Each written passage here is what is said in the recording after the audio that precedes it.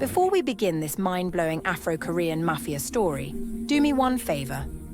Hit that like, subscribe, and notification bell so you never miss another story. And please drop a comment. It helps this channel grow and brings you more viral episodes.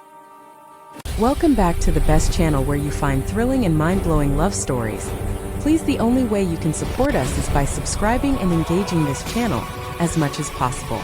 Thank you, and we love and cherish your commitment a lot. Now let's get back into the story. Files opened. Police reports. Surveillance photos. Financial documents that might as well have been written in another language. But the photographs. Minjun outside a warehouse where drugs were seized. Minjun meeting with known criminals. Minjun younger, harder, standing over something the photograph mercifully didn't show. And at the bottom of the folder, trial transcripts. Witness. Kong Minjun. Testimony. Confidential Organized Crime Task Force. He was testifying against his own organization, which meant Chioma's phone rang. Minjun. Don't answer, she told herself, but her finger pressed the green button anyway. Chioma? I know it's late, but I couldn't stop thinking about you, and you're crying. What's wrong? What happened? His voice was so full of concern, so perfectly pitched with worry, that Chioma felt something break inside her. Who are you really? She whispered. Silence. Long and terrible. What did someone tell you? Everything. USB drive full of police reports and testimony records in Minjun. Is it true? Are you really a criminal? A monster? Everything I told you I'd become. His voice cracked. Yes. God help me, yes. Chioma's breath came in short gasps. And the testimony? I'm trying to fix it. Trying to tear it all down and build something clean. But Chioma. His voice turned urgent. Who gave you that drive? Who approached you? A man. Outside the restaurant. He said. He said I'm a target now. That's Zuri and I. I'm coming to get you. Right now. Pack a bag. Don't argue. Don't. No. Chioma's voice broke. No. I can't. I need time. I need to think. You lied to me, Minjun. By omission, but still. I was going to tell you. I swear I was. I was being selfish. I wanted a few more weeks of you looking at me like I was someone worth knowing before you saw the truth and ran. Tears streamed down Chioma's face. I have a daughter. I can't put her in danger for whatever this is between us. I know. You're right. You're absolutely right. His voice was wrecked. But Chioma, please let me protect you. Both of you. The people who know I'm testifying won't care that you're innocent. They'll use you to get to me. This is exactly why I can't. I'm in love with you. The world stopped. What? I'm in love with you, Minjun repeated. His voice steady now despite the emotion bleeding through. I've known since you handed me that wallet. Since you chose integrity over survival. Since you looked at me, really looked, and saw someone worth redeeming. He took a shaking breath. I know it's too soon. I know I have no right. I know I'm dangerous and damaged and exactly the wrong person for someone like you. But Chioma, I am desperately, completely, destructively in love with you. And I will burn down my entire world to keep you and Zuri safe. Chioma was crying too hard to speak. You don't have to say anything, Minjun continued. You don't have to feel the same way. You don't have to forgive me. Just let me keep you safe. Please. It's the only good thing I can do. I need time, Chioma whispered. I'll give you all the time you need. But I'm posting guards outside your apartment tonight. Non-negotiable. Hate me if you want. But I won't let anyone hurt you because of my mistakes. The line went dead. Chioma sat in her dark apartment, holding a USB drive full of nightmares, and realized something terrifying. She loved him too. I cannot breathe right now. Comment if you think Chioma should run or if she should stay and fight. This is getting dangerous, and we're only halfway through. Smash that like button if your heart is racing, and subscribe because the next section, Minjun's past comes hunting, and what happens next will wreck you. Don't you dare leave now. The protection. Chioma woke up to find 3 men in black suits standing outside her apartment building. Not threatening. Just present. Like well-dressed statues. When she took Zuri to school, one followed at a discreet distance. When she went to work at Mama's Soul Kitchen, she still hadn't quit, hadn't fully committed to Aden. Another appeared. Minjun didn't call, didn't text, gave her the space she'd asked for. But his protection was everywhere. On the third day, Chioma found an envelope slipped under her apartment door.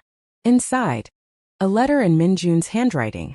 Choma, I'm writing this because I need you to understand, and I don't trust myself to say it without breaking. You asked who I really am. The truth is, I don't know anymore. I was 17 when Taeyang died. 17 when I decided that being good got you killed. I built an empire on that belief. Hurt people who probably didn't deserve it. Made choices that haunt me every single night. But then you called. At 1:30 a.m. with a voice that shook but didn't waver, you proved that my entire worldview was wrong.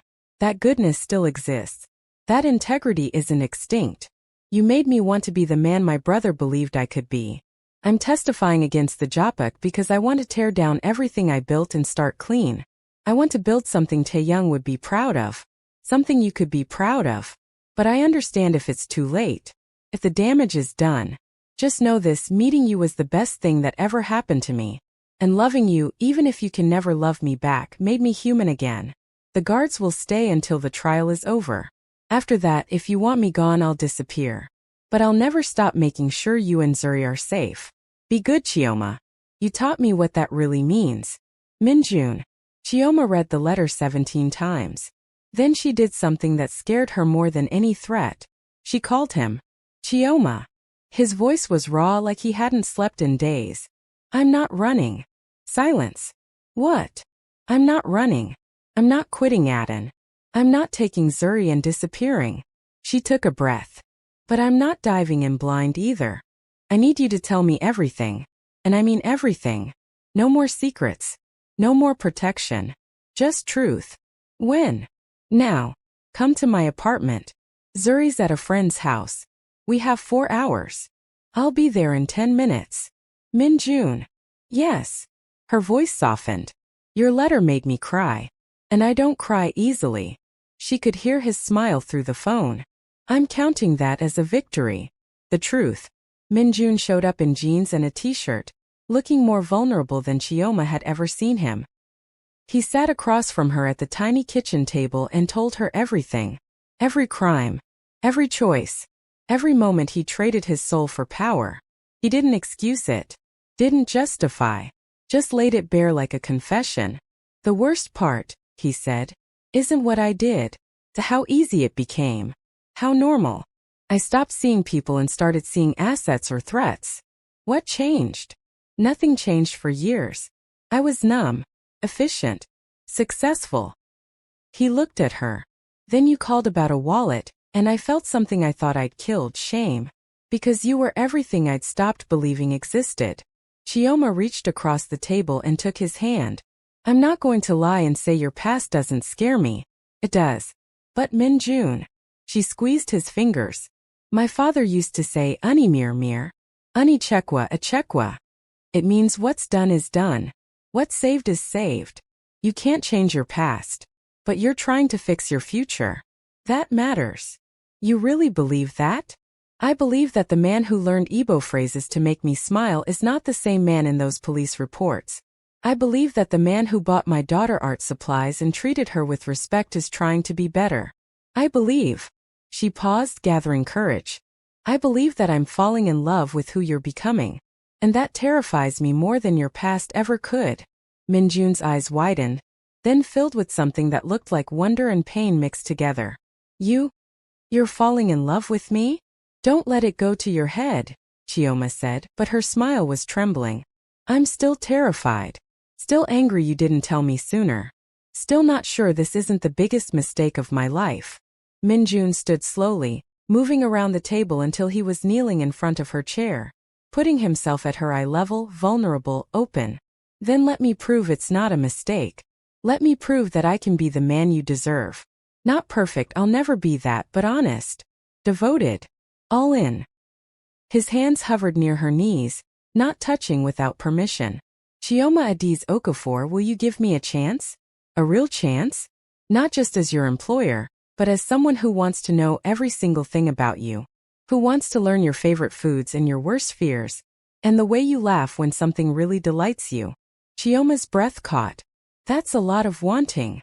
I'm a lot of person, he said with a small smile. Comes with the criminal empire territory. We don't do anything halfway. She laughed, surprised it out of her, then grew serious. If I say yes, if we do this, I need promises. Anything. No more secrets. Ever. Even if the truth will hurt me. Done. Zuri comes first. Always. If your world ever threatens her, I walk. No discussion. Absolutely. I demand the same. And Minjun. She cupped his face in her hands. You have to promise me you'll let me help carry the weight. I'm not some delicate thing to be protected from reality. If we're in this together, we're all in. Your battles are my battles. Your demons are my demons. No more trying to shield me. Minjun leaned into her touch, his eyes closing. That's the hardest promise. Every instinct I have screams to keep you safe from the ugly part. I've lived in Seoul for 15 years as a black single mother. I faced ugly every single day. I'm stronger than you think. His eyes opened, blazing with emotion. I know exactly how strong you are. It's one of the 1,000 reasons I love you. 1,000 reasons? Chioma raised an eyebrow. That's ambitious. I can list them if you want. Starting with the way you pronounce my name Minjun with that slight lilt that makes it sound like music. The way you protect Zuri like a lioness but still let her be brave. The way you counted everyone in my wallet to make sure nothing was missing. Chioma kissed him. Just leaned forward and pressed her lips to his, soft and sure and terrifying. Minjun made a sound, half gasp, half groan. And his hands finally touched her, one on her waist, one cradling the back of her head like she was something precious. The kiss was gentle at first. Testing. Learning. Then it deepened and Chioma felt 15 years of loneliness and struggle and survival crack open to let something new in. Hope. Joy. Possibility. When they finally broke apart, both breathing hard, Minjun rested his forehead against hers. I've imagined kissing you approximately 3,000 times, he whispered. None of my fantasies came close to the reality. Only 3,000? Chioma teased. I'm disappointed. Give me another week. I'll hit 10,000 easy. She laughed and he captured the sound with another kiss. Playful this time, joyful. I need to pick up Zuri in an hour, Chioma said eventually. Then we have an hour. Minjun stood, pulling her up with him. Come here. He led her to the tiny window that overlooked the Seoul skyline. Cramped buildings and neon signs and a city that had been both cruel and kind to her. See that building? He pointed to a sleek high-rise in the distance. That's where the trial will be. 3 months from now. I testify they convict the people I'm naming, and then what? Then I'm free. Really free. No more looking over my shoulder. No more empire to maintain. Just a man trying to build something good. He turned to face her. I bought an apartment. 3 bedrooms, Gangnam district, good schools nearby. I put it in your name. Before you protest. He held up a hand. It's not a gift. It's protection. If something happens to me, you and Zuri have somewhere safe. Somewhere the courts can't touch because it's legally yours. Chioma's eyes filled with tears. You can't just buy me an apartment. I can and I did. Sue me. His smile was gentle. Chioma, I have more money than I could spend in 5 lifetimes. Let me use it to protect the 2 people who matter most. 2 people. You and Zuri. The family I never thought I'd have. The future I didn't think I deserved. Chioma pulled him into a fierce hug, burying her face in his chest. You're making it very hard to stay cautious and sensible. Good. Cautious and sensible is overrated. He kissed the top of her head. Be reckless with me, Chioma. Be brave. Be foolish. Be everything we're both terrified to be. That's a terrible idea. The best ones usually are. Stop everything. If you're not subscribed yet, what are you even doing? We're 1 hour in and this story is about to get wild. Comment reckless if you think they should go all in or careful if you think they're moving too fast. And buckle up because the next hour brings a rival who wants Minjun dead, a betrayal that'll destroy you, and a choice that will change everything. Hit that notification bell because you do not want to miss what happens next. Adden opened on a Friday night in September, and it was magic. The fusion of Nigerian and Korean cuisine that Chioma and Minjun had crafted together was unlike anything Seoul had seen. Jollof rice with gochugaru spice, suya spiced bulgogi, egusi soup with Korean perilla leaves, puff puff with honey butter. The restaurant was packed. Critics, influencers, food bloggers,